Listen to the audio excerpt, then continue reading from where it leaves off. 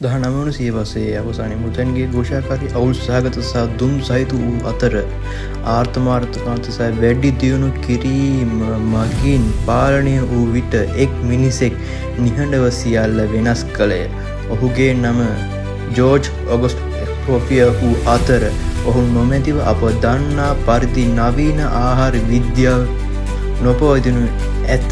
එස්කෝෆියර් 1846 October 28 වන දින ඔලියෝගස් ඖෂධ පැලැටි නිසා මධ්‍යධරණී සුළඟින් වට වූ කුඩා ප්‍රවීණ සහ ගම්මානයක් වන විලේනියු ලුබෙට්ටි උපත ලැබීය. ඔහු වංශාධිපතියෙකුගෙන් නොව ආහාර ඉඩම් සහ සම්ප්‍රදායට ගැඹුරින් බැඳී ඇති පවුලකින් පැමිණි. වයස අවුරුදු 13 දී ඔහු නයිස්හි ඔහුගේ මාමාගේ අවන්හලේ ආධුනිකයෙකු බවට පත් වී රැකියාව කාර්ය බහුල විය යුතු දිගු වේලාවක් පිලිස්සුම් නිශ්ශබ්දතාවය විනය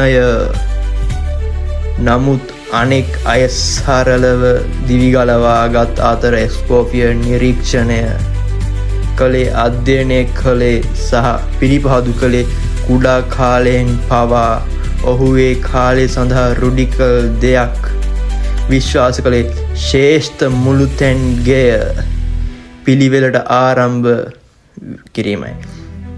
1870 ෆ්‍රැන්කෝ ප්‍රෙෂියානු යුද්ධ අතරතුර එස්කෝෆියර් හමුදා කෝකියෙකු ලෙස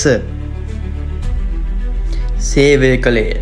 සීමිත අමුද්‍රව්‍ය හා සිය ගණනක් සොල්දාදුවන් පෝෂණය කිරීමත් සමග ආන්තික තත්ත්වයක් යටතේ ආහාර පිළිස්සීම ඔහුගේ දැක්ම සදහටම වෙනස් කළේ. කාර්යක්ෂම වර්තනය කළ හැකි විනය ඔහුගේ ශ්‍රේෂ්ඨතම නවෝත්පාදනයේ අත්තිවාරම් බිහි වූයේ මෙහිදී බව ඔහු තේරුම් ගත්තේ.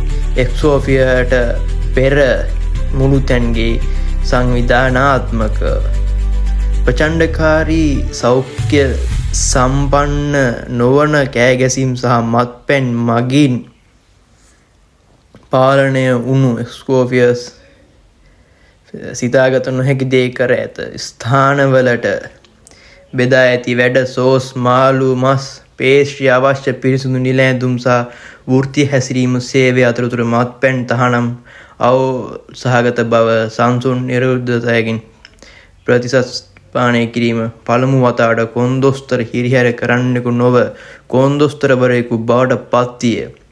ඉරණම එස්කෝෆියර් දූරදර්ශී ස්විස් හෝටලේ කරු සීසර් රිට්ස් සමග කළේ. ඔවුන් එක්ක සුපෝගෝගීත්වය පිළිබඳ තව සංකල්පයක් නිර්මාණය කළේ.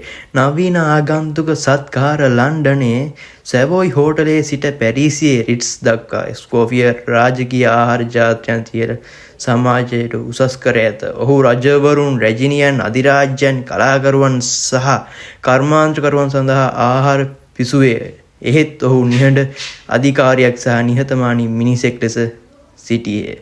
ඔහු තරුණ ලෝකන්ට මෙසේ පැවසීමට ප්‍රසිද්ධ විය. ඔහු හොඳ ආහාර සැබෑ සතුටේ පදනම එසේ කෑ ගසන සූපවේදියෙකුට දැනටම පිඟානේ පාලනය අහිමි වී ඇත.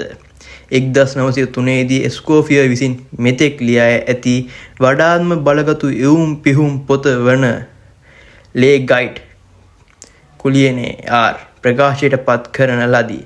එය එවුම් පිහුම් පොතක් පමණක් නොව පද්ධතියක්, දර්ශනයක්, වෘත්තීය කේතයක් අද දක්වාම ලොව පුරා සූපශාස්ත්‍ර පාසල් තත්වම එස්කෝෆියර්ගේ මූලධර්ම වලින් උගන්වයි. ජෝර්ජ් ඔගස්ට් එස්කෝෆියර් 1935 දී මිය ගිය නමුත් ඔහුගේ දැක්ම ජීවමාන වන සෑම මිච්ලින් තරු කුස්සියකම සෑම සංවිධානාත්මක බලකායකම විනය සහ ගෞරවය අගය කරන සෑම නායකයෙකු තුළම එස්කෝෆියර් නොමැතිව නවීන ආහාර සැපයීම මුළුතැන්ගේ නොමැත. වෘත්තීය ශූපශාස්ත්‍ර ශ්‍රේණිගත කිරීමක් නොමැත. හොඳ ආහාර වේලි ගෝලීය සංස්කෘතියක් නොමැත. ඔහු මහිමය සෙව්වේ නැත. ඔහු අන් අයට සාර්ථක වීමට අත්තිවාරම් ගොඩනගා ගෙන ඔහු මෙලොවින් සමුගත්තේ.